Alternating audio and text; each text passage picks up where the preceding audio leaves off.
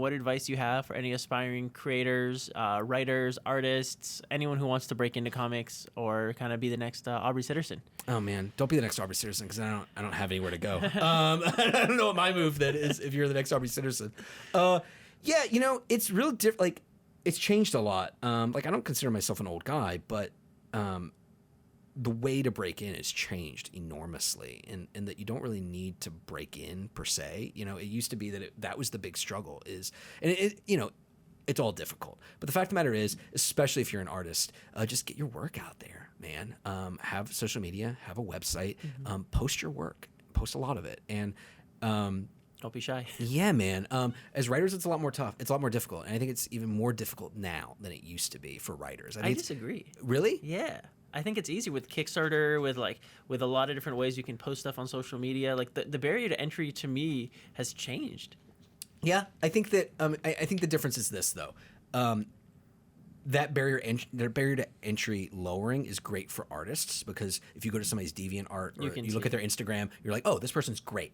I can see it right now. It takes me 3 seconds to see that this person is excellent.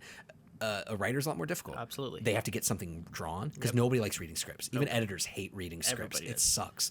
You have to get something drawn, and you have to get it out there, and you need like a time commitment from people to actually sit down with this thing. So I think that the barrier to entry has worked to benefit artists, and it's made it a lot harder for writers. My advice for writers is, in the meantime, while you're trying to make the connections and find the artists and con somebody into working with your dumb ass, right? To draw your comic books. Because that's what it is. As a writer, that is your constant job. Convince an artist that you are worth dedicating way more time to your script than you have. Yep. And when you look at it that way, I don't know, I'm amazed that anybody wants to draw anything for anybody ever because it's such a generous thing, right?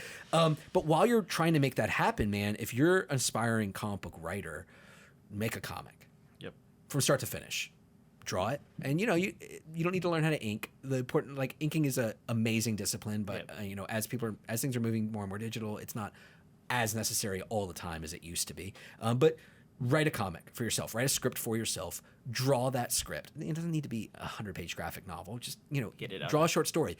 Write a short story. Draw it. Color it. Letter it. Yeah. Even if you don't show it to anybody, which you should, even if you don't post online, which you should, you're going to learn a lot about actually writing, and that's kind of the best. That's much better practice than just writing scripts that are never going to get drawn.